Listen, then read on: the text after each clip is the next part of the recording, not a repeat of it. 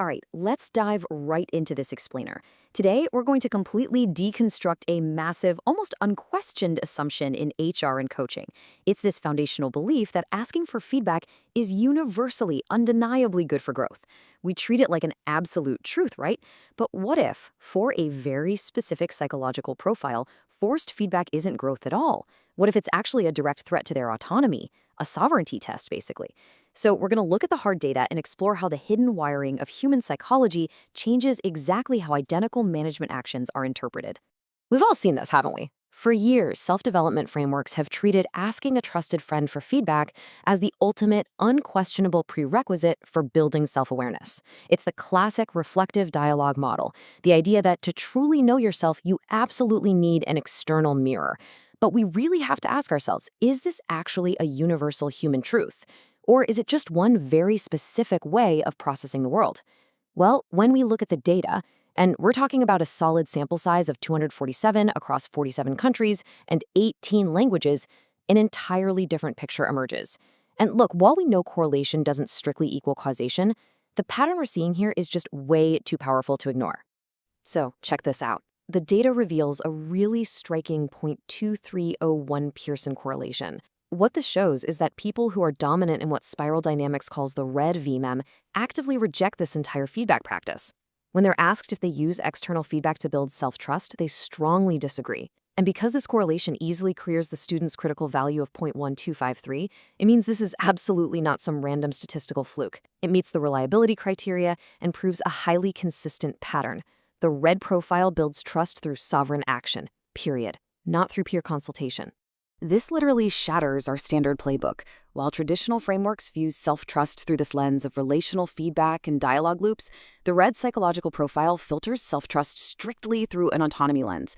For them, trust isn't built by sitting in a circle and sharing feelings. Not at all. It's proven through internal authority and decisive, direct action.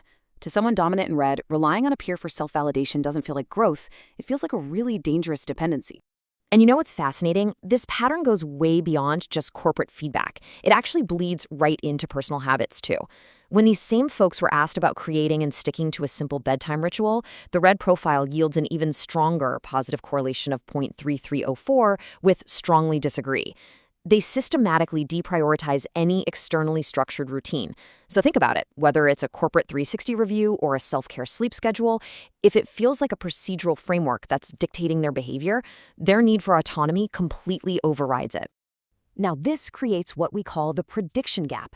Imagine you take the exact same management action, mandating that employees ask for feedback.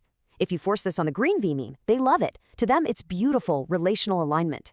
The blue vMEME, they see it as a structured, proper way to validate core principles. But the red vMEME, they see self-trust strictly as internal authority.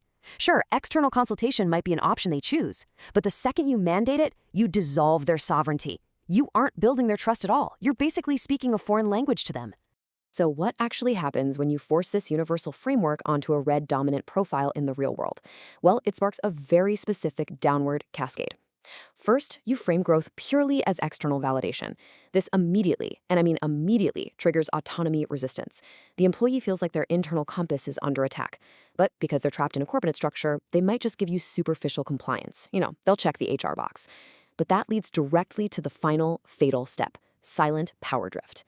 Engagement drops. Your coaching interventions totally misalign. You haven't fixed a blind spot. You've actually just quietly fractured their alignment with the whole organization. But here's the good news. Instead of just managing these clashes blindly, organizations can now map these butterfly effects mathematically. It's like we're calculating the exact algebra of conscious. Instead of treating corporate culture as just soft vibes you try to fix with a Friday pizza party, we can use dynamic modeling to actually see these divergent realities. We can predict that red dominant individuals will experience trust through action, green through emotional mirrors, and blue through principle adherence. Because the reality is, self-development fails the exact moment it assumes universal alignment with the feedback equals growth framing. And this brings us to something really cutting edge, AI vibe coding. This is a massive 2026 trend where users can simply instruct LLMs in natural language to build complex apps without any traditional code. So by using a prompt to map out these vMEME interpretations, we can instantly generate an interactive dashboard, like the SD Navigator. It runs your management actions through thousands of statistical correlations and predicts system stability. AI is incredible at surfacing these cross-stage behavioral patterns that human HR teams miss every single day. But there is a catch. It absolutely requires spiral-literate prompts. Otherwise, you risk baking those standard, first-tier, universal growth biases right back into your analytics.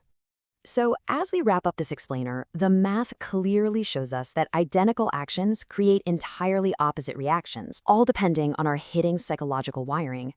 As you look at your own teams, I really want you to ask yourself this. What breaks in your system when self-awareness is framed strictly as an external consultation? And moving forward, how do you actually design self-development frameworks that preserve sovereign agency rather than just forcing everybody into the exact same relational growth loops?